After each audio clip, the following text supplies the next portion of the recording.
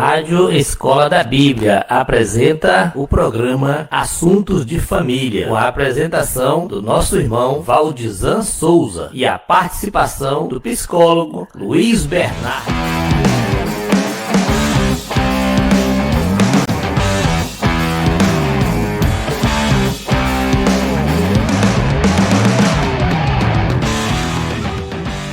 Quando eu e Cláudia disse assim que se casou, já tinha filho e tudo, e eu trabalhava. E aí, quando eu chegava em casa do trabalho, final, início da noite, né? Cláudia queria falar as coisas, né? As crianças vinham para cima e tudo, e eu ficava uma pilha, né? Ficava difícil, né? Irritava e tudo mais. Aí, quando foi um dia, eu falei para a Cláudia, minha filha, quando eu chegar, me dei aí uns 20 minutos para me chegar. E aí depois a gente entra nessa parte. E Cláudia atendeu eu falei para ela atendeu e realmente foi muito bom para nós, né? Então, falar um pouco, às vezes, do que você não está gostando no relacionamento conjugal, familiar. Às vezes tem uma coisa que acontece e você diz, isso é tão pequeno que eu não vou falar nada. Mas aquilo está lhe incomodando. E aí, daqui a pouco, aquilo vai gerar um problema e vai ser verbalizado e não vai ser bom, né? Porque já está desgastado, né? Então, além da luta, né? O desafio, a batalha diária com os filhos, a gente precisa também ter cuidado como é que está a nossa base, né? Que é a nossa esposa, o nosso esposo, porque quando acontece o desgaste entre o esposo e a esposa, aquela plateiazinha de casa está assistindo. E aquela ali é uma pedagogia forte para eles. Eles vão aprender, e isso aí não precisa dizer nada, eles aprendem, porque às vezes eu digo, eu já falei lá em casa essa semana, a criança é o carbono no papel branco, sabe? Bateu, pega com certeza. Então, veja como você vai fazer esse tratamento aí, se ele vai ser... Tem tratamentos positivos que a gente faz na presença, né? E tem aqueles outros tratamentos que não são tão positivos, a gente guarda lá para o quarto, né? Faz reservado para as crianças não terem que contemplar aquilo e não saber interpretar e realmente captar pelo lado ruim. Então, eu também gostaria que a gente falasse um pouco sobre essa questão dos adultos, né? Os maridos, as esposas, como é que lida com essa questão da comunicação. Que aí, no caso dos adultos, aí o leque e as ferramentas são bastante, não é? É verdade. Sim, vou dizer, eu até tenho pensado que em um dos programas nós poderíamos falar dos 4 cavaleiros do Apocalipse. Eita, né? Fantástico. Né? Muito interessante, né? Há um autor chamado Gottman que propõe este nome, né, para 4 padrões de interação dos casais que costumam ser negativo, né? Então, bom, mas isso tem bastante conteúdo.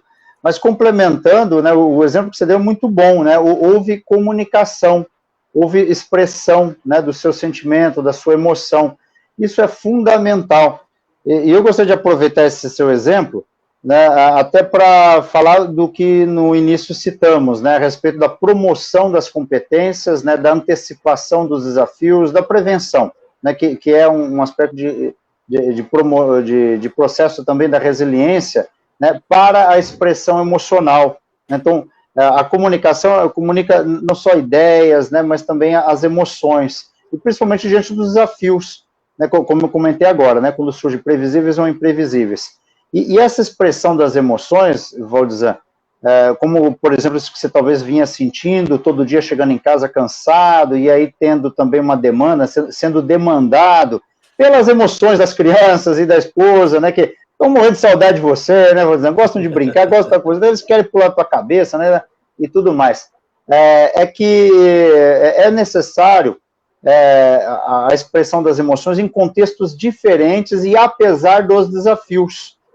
E um recurso para a expressão das emoções é o humor também, o lazer, né, a expressão também através de atividades lúdicas e até esportivas, atividades físicas, né?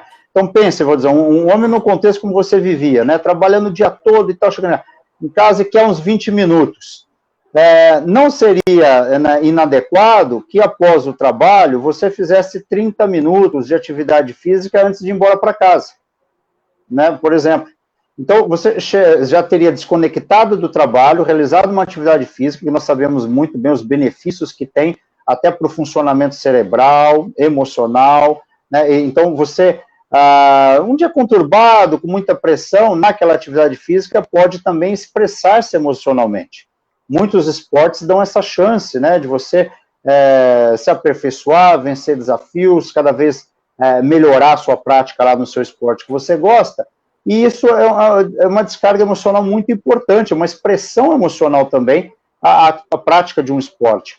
E aí você chegaria em casa, só talvez 10 minutos a mais dos 20 que você pediu para depois estar à disposição da família, mas chegaria renovado, chegaria já à disposição da família. E talvez eles nem notassem meia horinha a mais, né? Que tem a ver com aquele aspecto dentro do processo de padrão de organização da família, que é a conectividade, né, que é respeitar, por exemplo, uma individualidade do marido ou da esposa, né, que é praticar esse esporte só ele lá, só o tempo dela lá, ou ela ou ele, né, na sua academia, é o tempo dela, porque eles não precisam ir para academia juntos, não precisam estar sempre juntos toda hora, fazer o mesmo esporte, gostar da mesma coisa, né, para viverem bem, né. Então, a ilusão de que, agora eu casei, eu corro junto, eu vou ao cinema junto, olha, é legal fazer certas coisas junto, combinem, né? Não tem regra. Cada família vai encontrar o seu padrão, né, de conexão e de flexibilidade. Mas seria, por exemplo, né, uma saída aí para prevenção, quando não houver aí um problema crônico de comunicação, ou até para resolver. Não deixar de praticar atividades lúdicas, esportivas, diversão e humor, mesmo diante dos desafios. Os desafios estão acontecendo, a vida está aí, ok. Mas o seu tempo também de lazer, de diversão, de humor e de esporte, atividade física, faz parte, né, do que vai lhe dar um pouco mais de condição também de manter, né, um bom recurso, né, para resolver os próprios problemas, melhora a comunicação e ter um bem-estar com a família. Jesus nasceu.